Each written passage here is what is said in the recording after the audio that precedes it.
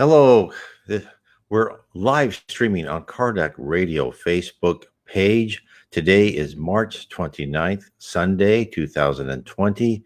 We are in the middle of many of us throughout the world are being, locked down, quarantine, or social distancing, whatever you have it. We're in our homes and we're crowding the internet.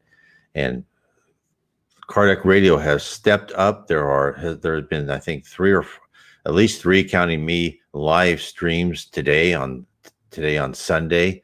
Wonderful people, all superior to what I'm going to say. I urge you to watch, Vanessa and Carol and others and their messages about Spiritism, and we're all trying to do and bring you positive messages, I should say, and to use this time when you're home and you're probably working from home, whatever, but even then you may still have more free time than you're used to because you're not on the road, you're not commuting, is to study Spiritism. And today we're going to go over chapter 15, which is very relevant. It's without charity, there is no salvation. So let's get into it. And then I will later on share a message from earlier in the week from a spirit sent to us in one of the Spiritist centers in Rio de Janeiro. So let's start on chapter 15. Without charity, there is no salvation. What the spirit needs in order to be saved. Now I'm quoting from the Gospel according to Spiritism. So let me start. So this starts with the parable of the Good Samaritan. When the Son of Man shall come in his glory, and all the holy angels with him, then he shall sit upon the throne of his glory, and before him shall be gathered all nations, and he shall separate them from one another, as a shepherd divideth his sheep from the goats. And he shall set the sheep on his right hand, but the goats on the left. Then shall say the king unto them on the right hand, Come, ye blessed of my Father, inherit the kingdom prepared for you from the foundation of the world. For I was a hungered, and yet gave me meat. I was thirsty, and ye gave me drink. I was a stranger, and you took me in.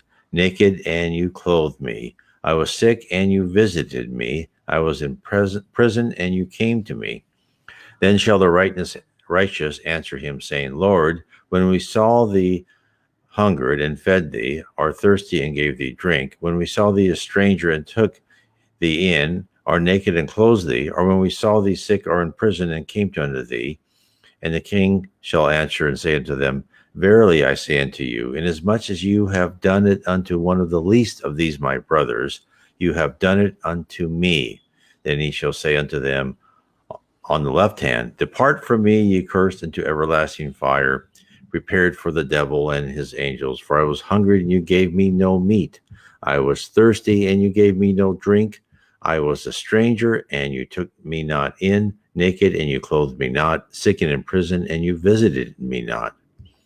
Then they shall say, or also answer him, saying, Lord, when we saw you hungered, or athirst, or a stranger, or naked, or sick, or in prison, and did not minister unto thee. And then he shall answer them, saying, Verily I say unto you, inasmuch as you did not do it to one of the least of these, you did not do it to me. And these shall go away into everlasting punishment, but the righteous into life eternal. Matthew chapter 25, verse 31 to 46. So this shows the importance of charity. And before I get into what Allan Kardec said, let's talk about first of how a lot of the Catholic doctrine interprets this, where they say, okay, if you didn't do these things, you will be in everlasting punishment. And also when you see a lot of people who are, wonderful Catholics, and they see this as part of the, another argument in favor of the rapture, when, people disappear from the earth. That is not how Spiritism says the apocalypse will happen. The apocalypse is happening, in a sense, all the time. Now, what do I mean by that? The apocalypse is happening all the time. Well, now that we've started a planet of regeneration. So before that, it wasn't. But even then, there's probably a little bit. Because what happens is, let me explain this. What happens is when there are spirits who are say, okay, you're mature enough, you can come to a planet of atonement. You've probably been in a primitive planet. Now you're mature enough to come into a planet of atonement. When those spirits come into a planet of atonement and either park or fail life after life after life, many, many lives. I don't know what the line is to say, we better put you back. That's what happens. What happens is when these people just fail repeatedly and show no signs of wanting to be better, they take these people from Earth, a planet of atonement now, and they put them back into either a planet of atonement probably just beginning or a primitive planet so they can help those, since they are still more advanced than the people on the primitive planet, they can help them advance. So this is really what is happening now as we are starting the process to be a planet of regeneration. This is going to be more and more that the souls who just refuse to learn to, follow the golden rule, do unto others as you would have others do unto you. They'll say, okay, well, looks like this campus isn't really good for you. This campus called Earth. Let's put you to a more remedial education, and we'll put you back on a primitive planet or a planet of atonement that's just beginning. So this is really the goats, right? These are the people on one side, and then the people on the side who when the Lord said in the quote, you fed me, you clothed me. Those are people who have learned to be charitable in their lives, and that is meaning that a very good attribute is coming into your character and your personality. You're throwing off your primitive emotions of selfishness and prejudice against those who don't fit, within your immediate family or extended family. And you are now trying to be charitable and fraternal to more and more people. So that is how one in a spiritist, one should interpret that. Now let's see what Allan Kardec says about charity. So he says, all the moral teaching of Christ resumes itself in the need for charity and humility. That is to say, in the two virtues which are contrary to selfishness and pride. In all of his teachings, Jesus indicates these two virtues as being the ones which lead to eternal happiness. Let me bring this up. He said that the poor in spirit, that is to say, the humble, were blessed because the kingdom of heaven would be theirs. Blessed are those who have pure hearts. Blessed are the gentle and the peacemakers. Blessed are the merciful. He also taught the need to love one's neighbor as oneself, to do unto others as we would have them do unto us, to love our enemies, to forgive all offenses if we wish to receive forgiveness, to do good without ostentation, and to judge ourselves before we judge others. So then, charity and humility are the two things which Jesus never ceased to recommend and for which he stands as an example. I'll carry on with what Allan Kardec wrote. He also never ceased to combat pride and selfishness, nor did he limit himself to the mere recommending of charity, but put it in very clear and explicit terms as being the only condition for future happiness. So let me stop there for a second. So why did he put that? Why did Allan Kardec saying, okay, this is the only condition for future happiness? So what that does, he's setting us up to take joy and happiness in being service to others. Jesus did this at the Last Supper when he washed people's feet. He tried to show them that being of service to others is the greatest attribute and a great blessing. Because how do spirits ascend in the heavenly hierarchy? Well, we have marvelous book by Reverend G. Vao, and actually quite a few books that I take and I organize in my books about heaven. And it tells you, okay, so what is heaven and how do we rise? And in my book, Spirits and the Spirit Universe, I show people, I illustrate what are the attributes of the spirit, how spirits learn, how they go from one level to another to graduate. But what that graduation is from one level to the higher level isn't just a piece of paper. It's changing your attributes, it's changing your personality and character, and changing your fundamental uh, ratio of energy to matter, and also having new attributes put into your spiritual body. It is quite fantastic. People are actually, logically, physically changed in heaven. Now, as part of that, you have to gain experience, you have to gain wisdom, you have to gain knowledge of, our local universe, the greater universe, the spirit universe, all that.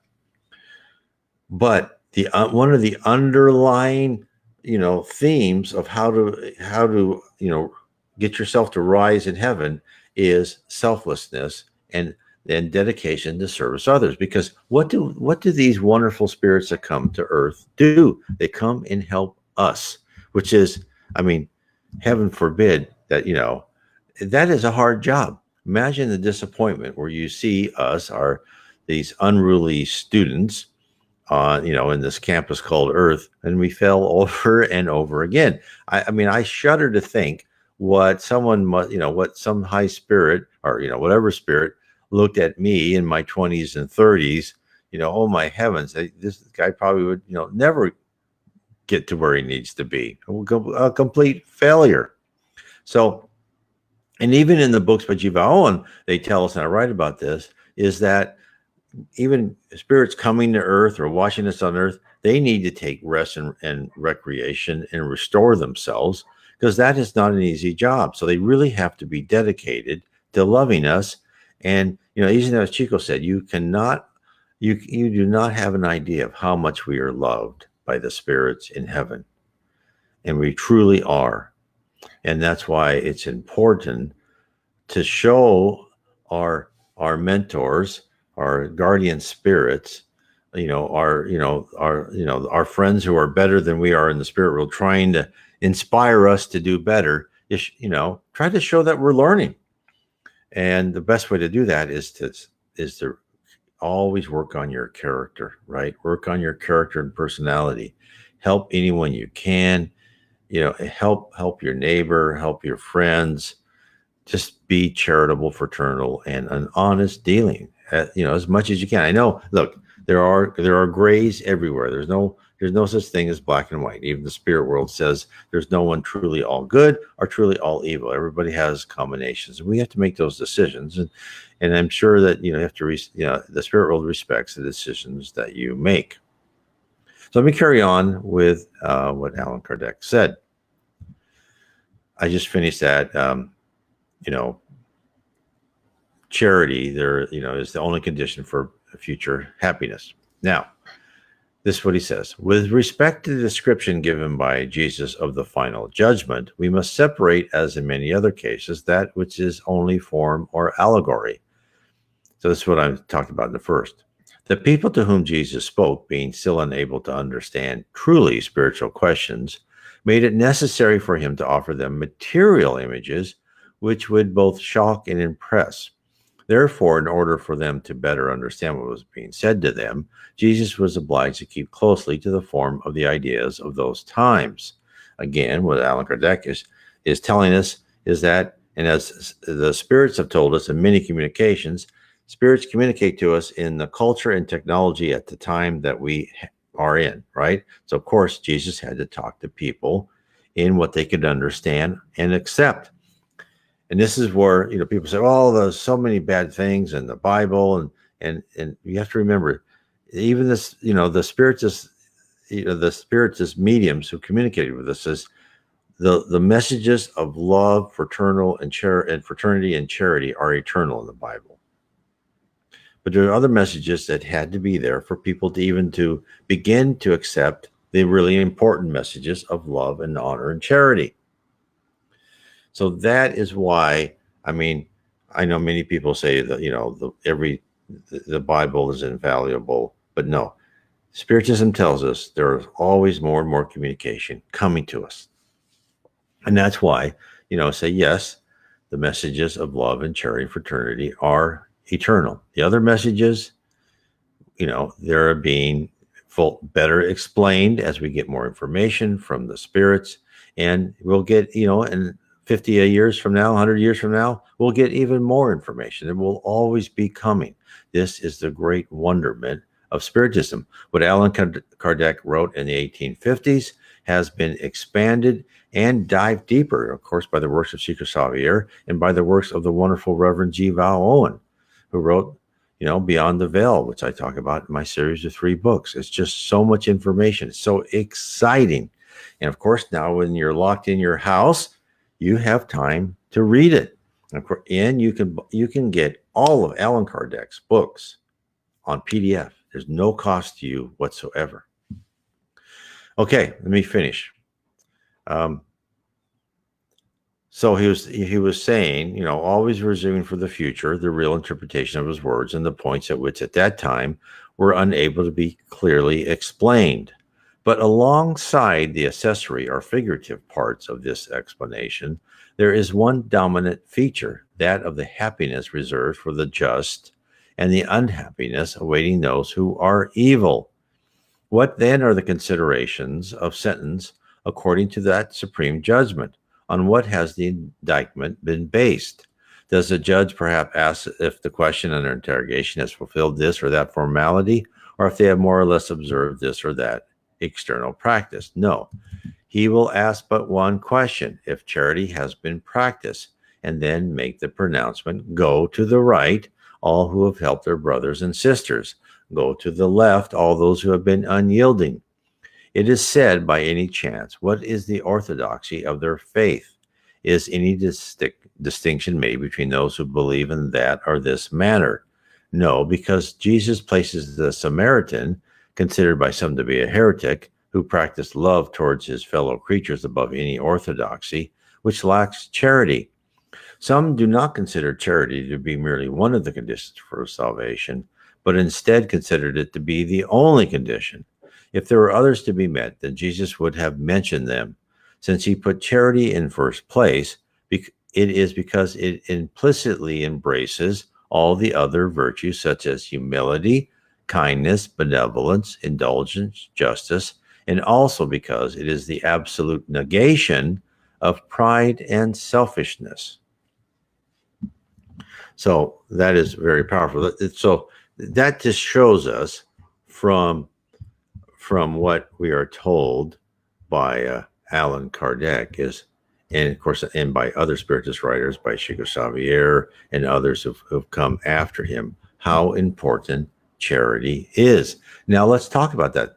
We have, so this book is from the 1850s.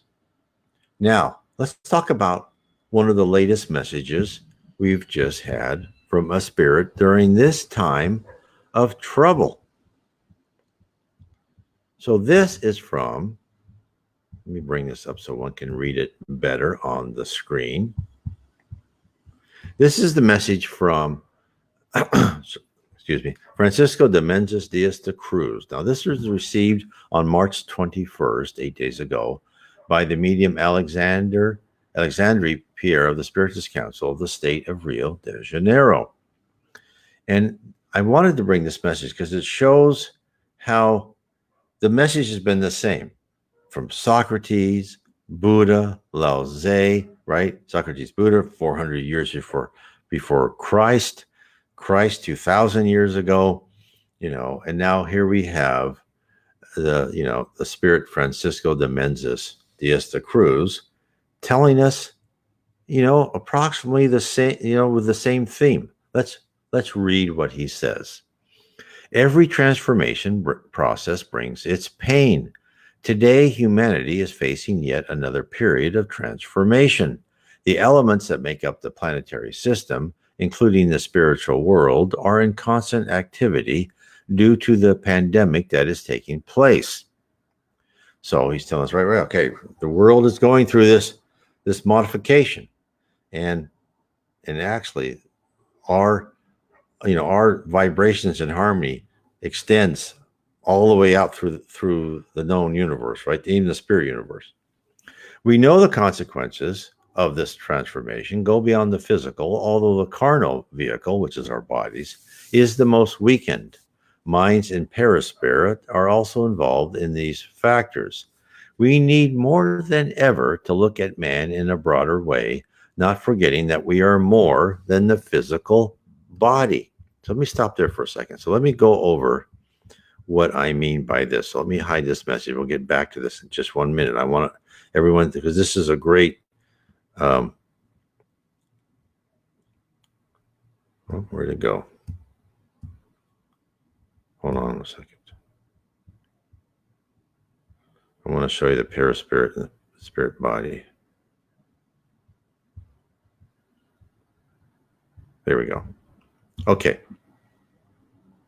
This is a great illustration. So what he's saying is that we are more than just the carnal body, right? So there's the spirit, which is really a lot of the spirits call us. It's a personality, right? It's a logical ball of energy which contains our character and our personality and all the experiences that made us unique. Now, this is just the most astonishing factor, I think, in the created by God in the spirit universe, is that we really are these small little intelligences that are allowed the space to grow and become more and more fulfilled, intelligent, different character because we're allowed our free will.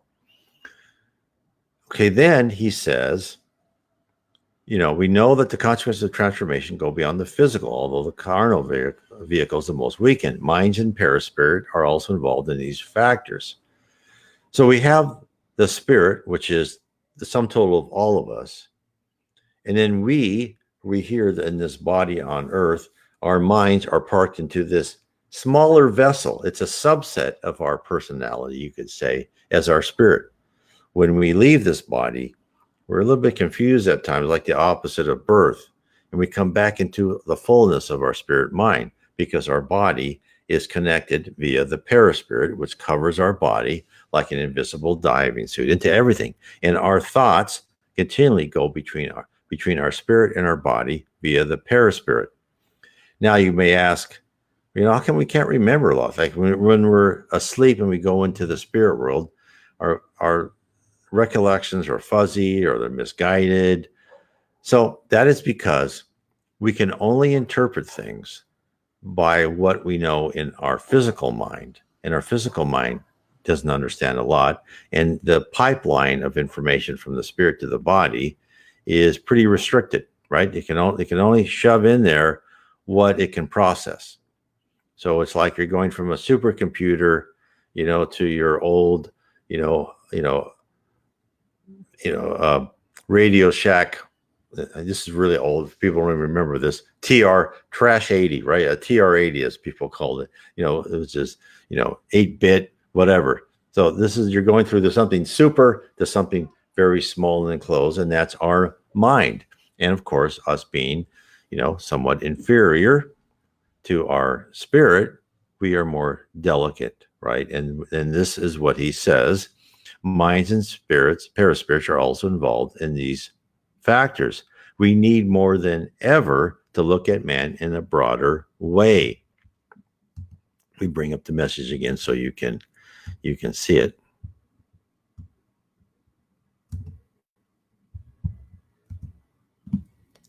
So we need to look at man in a broader way. So what does he mean by a broader way? Well, that is not forgetting that we are more than the physical body. And so what he's saying is, hey, we're spirit too, and the spirit is always there. The spirit is immortal. The perispirit is immortal too, but our physical body is of course mortal, very weak. And therefore, when we look at these things and we go through these pandemic and don't be afraid of the worst can happen, right? If you think the worst can happen is you get something and you pass off, right? Well, you're immortal. You're just rid of that physical body. And that's why I'm saying, don't forget we are more than a physical body. The mind contained within each individual on earth with their past of different experiences keeps different ways of facing problems and situations. And this is where he gets to the heart of the matter. In fact, many suffer more emotionally than from viral contamination. Some already have preconceptions about widespread forms of contagion and determine a frightening method for their end on earth.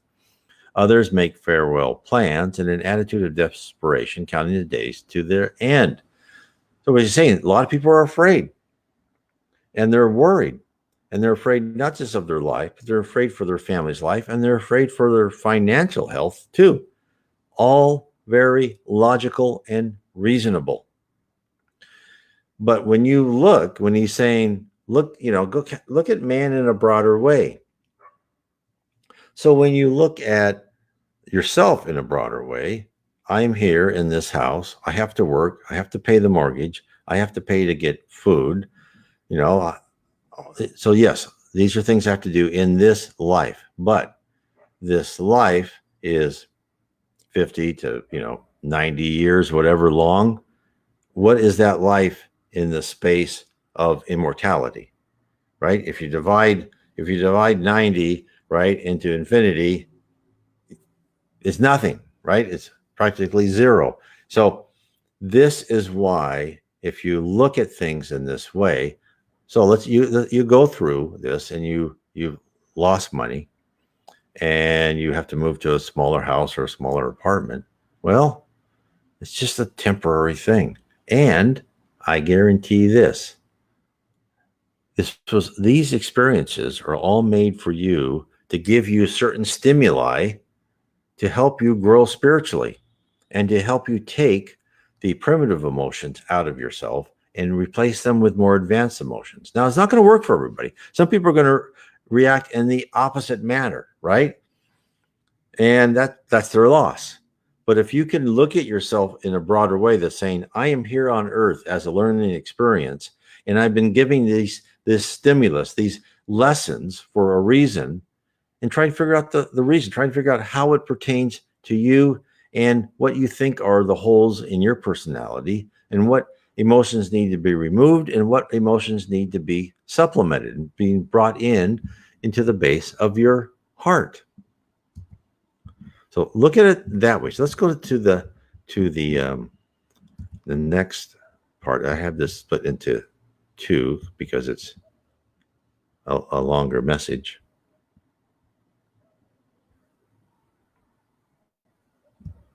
Okay. I'll make it bigger. Here we are. So now he gets to the part of real charity.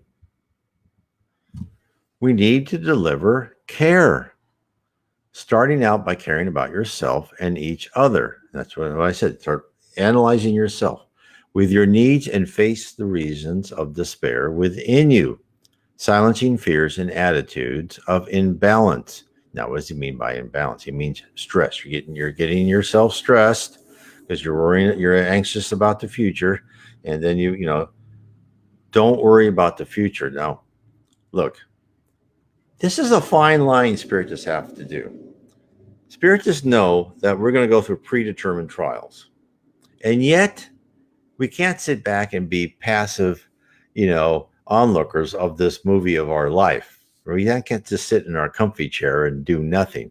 We still have to plan, act, right? Analyze, replan, and act some more. But what Spiritism tells us, as we plan and act, when things don't work out, we go, oh, okay, that wasn't the intended path. And when things get tough, you should have less stress because we know that this is some sort of lesson we need. And if you're losing material goods, it's like, okay, well, it looks like they're pruning the tree again. I need to learn to live with less.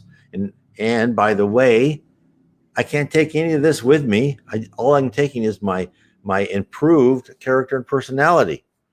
So this is where you're still going to go through the same things as someone who's not a spiritist is going through. It's not going to be any different. The big difference is how the stress levels of what you go through is how much you understand why you're on earth, Because once you understand why you're on earth, that you're here to learn and improve yourself, everything becomes different and becomes less stressful and less anxious. The only thing that will cause, like causes me, let's say cause me anxiety, is when I know that I don't follow my conscience like I should. And I go, oh, and then but I don't dwell on it. I don't let, as the spirit Joanna D'Angelo says, that when we do something wrong, analyze it and fix it. And then, don't keep looking back. Use that as an arrow out of your quiver. Shoot the arrow out into the forest and never think of it again. Just keep going forward. And that's what we should do as spiritists. So let me carry on with the message. Once you are comfortable, extend the help to the other with effective words of guidance, comfort, and hope, nourishing these spirits as tools of help. It is the spiritist today with that expanded awareness that we speak, with the holistic view of being, that will mitigate the sources, the origin of fears and thoughts of last days, the anguishes of catastrophic destinies. Remember that great commitment unites us. After all, we are all present here at this moment of events. And it's true. And you've seen the world. Who's talking about war, right? It's more about, you're talking about who can help others, and everyone seems awfully nice. And so there's a lot of good things happening. And so we have to be thankful for that. And this is like they're giving us this collective lesson. It reminds me of when you're in school and it's okay, no, everybody's got to get out of their classes and go to the gym or whatever hall they have.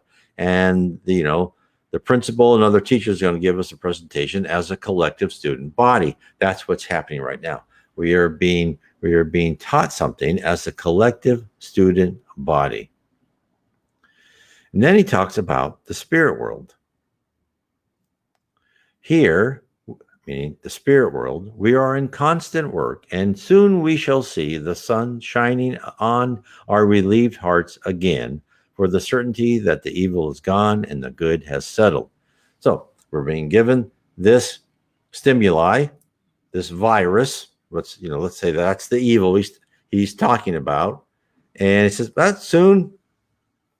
Okay, that's going to be going right. We're going to make you run laps, right? We're going to take the class as a whole, make you run 10 laps around. Everyone's going to complain and be sweaty. And, as we are, we whine all the time, typical humans, but then it's going to end. It always has an ending. There was this great part in Memoirs of a Suicide.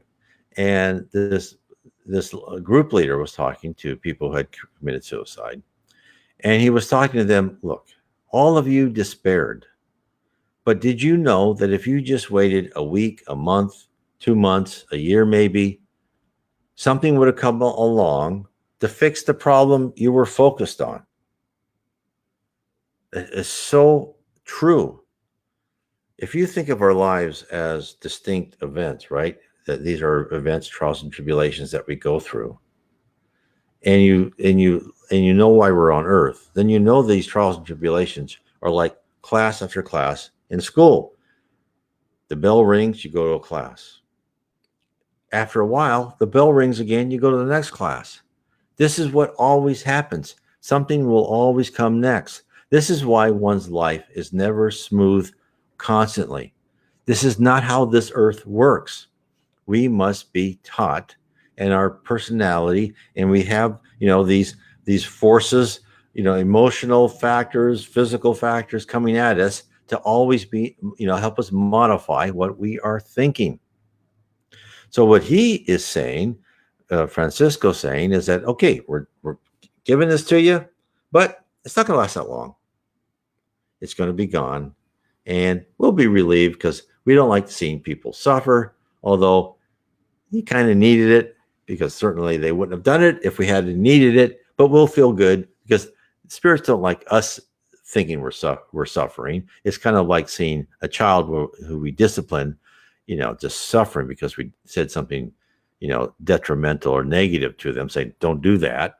But it had to be done, right? Because you can't let them run around painting on the walls or whatever. So, same thing with us. They can't let us go around killing each other with gleefully abandon. So, I'll carry on with the message. The new man is not blind to the reality he must face, but he is equipped with courage, selflessness, and determination. Let us build the next day of transformation with our actions today. Welcome, Francisco de Menzies Diaz da Cruz. Now, isn't that a great message? Um, it shows everything about the spirit world. It contains a lot, and it is a wonderful addition to what we're talking about in the gospel according to Spiritism, chapter 15 on salvation and charity. So let's get to the next part on Matthew chapter 22, verse 34 to 40. And this is next what Allan Kardec writes about. But when the Pharisees had heard that he had put the Sadducees to silence, they were gathered together. Then one of them, which was a lawyer, asked him a question, tempting him and saying, Master, what is the greatest commandment in the law? Jesus said unto him, Thou shalt love the Lord thy God with all thy heart, and with all thy soul, and with all thy mind. This is the first and great commandment. The second is like unto it, Thou shalt love thy neighbor as thyself. On these two commandments hang all the law and the prophets. So what does Allan Kardec say about this? He says, charity and humility, such is the only path to salvation. Selfishness and pride are the paths to ruin. So let's talk about selfishness and pride in relation to what we're going through today. First of all, we have to, it is pride. People who have lost a lot of money, some people have lost billions. And of course, we know what our culture is. Our culture is the more money you have, the more smarter and superior you are to other people, which was another great, I'd like to read that one day, going through what St. Augustine said about Rome during his times. The culture was the same, right? If you're rich, you have all these sycophants all around you. Same now. And so that's say, okay, look, you who are very rich, and also for people like us with, retirement savings or stock savings is, we just lost a lot, is don't let that affect you too much. It's all going to come back, and we have ourselves, right? We have ourselves is the most important thing. And to know that your pride isn't part of the balance you have in your account. And selfishness is helping your neighbor, helping give some of the food you saved up, whatever you can do, and given the circumstances we have today. And there's been a lot of people who volunteer to take meals to people, even though they're running the risk of contagion being outside. So and think of all the firemen, police, and the wonderful the medical staff, doctors, nurses, everyone who works in the hospital. They are all working, and that is complete selflessness, which is wonderful. So I'll carry on with what Allan Kardec said. The principles found to be formulated on the following precise terms. Love your God with all your soul and your neighbor as yourself. All the law and the prophets are contained in these two commandments. And so there would be no mistake in the understanding of the meaning of the love for God and for our neighbor. He then added, and there is a second commandment, which is similar to the first. This means that it is not possible to truly love God without loving your neighbor, nor to love your neighbor without loving God. Straight away, all that you do against your neighbor, you also do against God. Therefore, it is not possible to love God without practicing charity towards one neighbor. All of mankind's obligations are resumed in the maxim, without charity, there is no salvation. So, Allan Kardec said, all that you do against your neighbor, you also do against God. Now, this has a very pertinent corollary to how we are in heaven and how we rise in heaven. So let's talk about heaven for a second. In the lower levels of heaven, where let's say you die and you are in Brazil, you go to a colony where people speak Portuguese, or if you've been a practicing Catholic like Chico Xavier's sister was, she goes to a Catholic colony. Or if you're in India, Hindu or a Buddhist colony or wherever. Or in Israel, there's Jewish colonies. There's all, and or there's, maybe there's like a tribal colony in other places, right? Where you go to people of your own tribe. So in the lower levels of heaven, they understand that people can be good, but they still have that kind of cultural and herd and instinct of people like them, right? And they think, well, if you're not this religion, I'll still like you, but you're not part of the group, right? You're not on a par with me. And we've been told quite plainly in Jiva Owen's book that the spirits say, no, that these people, in order for them to rise from the lower levels of heaven to the next higher levels, they need to then start saying, no, every spirit needs to be loved. And so this is the wonderful thing, again, about Spiritism, is when you really know Spiritism and you read what is in the New Testament, even the Old Testament, you're starting to understand really what they're trying to tell us, is that love your neighbor. He's not saying love your neighbor that's 20 feet down the street. He's saying love everyone. And that's how you get to rise in heaven, is you treat everyone, no matter what culture, race, religion they were in, that really when you're in the spirit world, it's all one, right? You are under this love of God. And to love God is to love the universe, the spirit universe that he created, which the more I think about that, the background noise, as they call the cosmic noise, our scientists here, the background noise of the spirit universe is love, right? And that's why angels are bright, because love reflects on them. And imagine if there was a different God in a different universe and it was hate.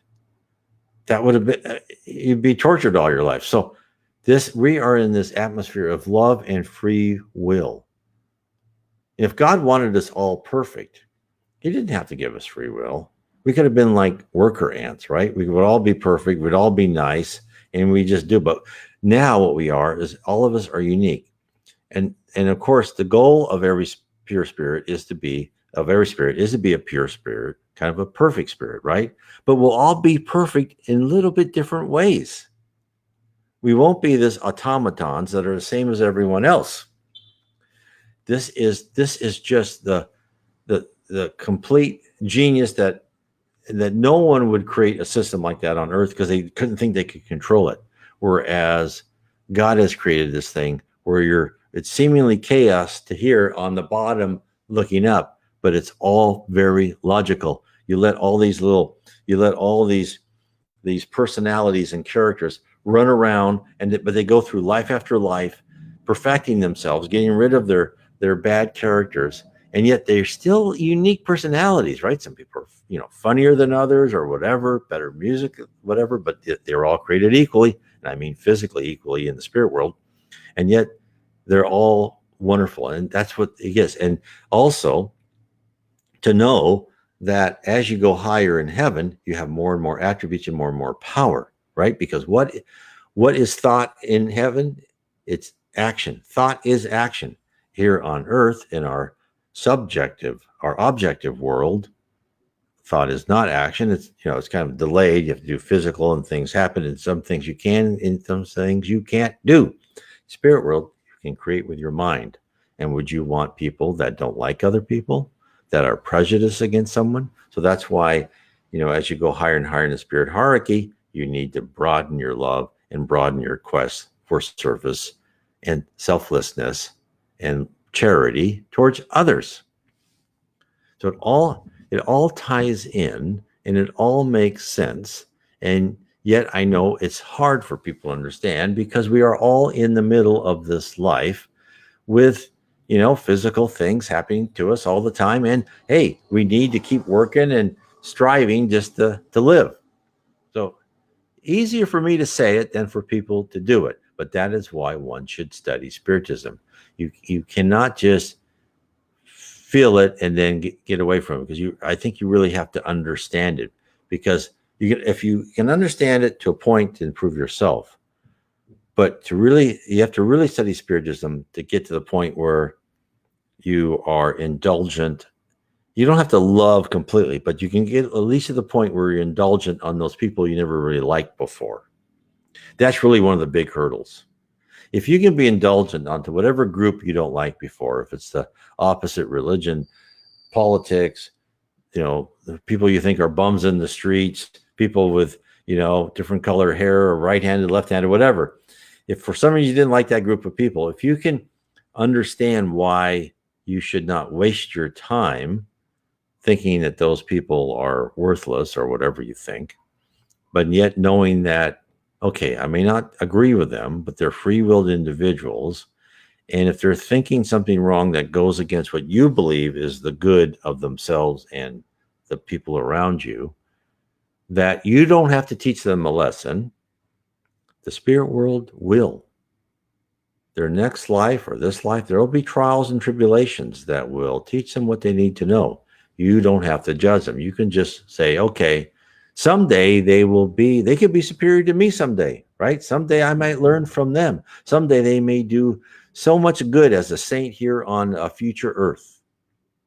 So that is really the bridge you're trying to cross. Okay, let me carry on with the need for charity according to St. Paul. This is what Allan Kardec wrote, and this is in St. Paul, the Corinthians, chapter 13, verse 1 to 7 and verse 13. Though I speak with the tongues of men and of angels and have not charity, I am become a sounding brass or a tinkling cymbal. And though I have the gift of prophecy and understand all the mysteries and all knowledge, and though I have faith so that I could remove mountains and have not charity, I am nothing. So without charity is nothing, even though he had all of this power. And though I bestow all my goods to feed the poor, and though I give my body to be burned and have not charity, it profits me nothing. Charity suffereth long and is kind. Charity vaunteth not itself, is not puffed up, does not behave unseemly, nor is it easily provoked. It thinks no evil. It rejoices not in iniquity, but rejoices in the truth. It beareth all things, believeth in all things, hopes in all things, endures all things. And now abide faith, hope, charity, these three. But the greatest of these is charity. So what Allan Kardec wrote about that is, this is the way in which Paul understood this great truth. When I have learned the language of the angels, when I have given the gift of prophecy, which I can penetrate all the mysteries, right? So in this manner, when he talked about this, may have all this power, but if I don't have charity, I'm nothing.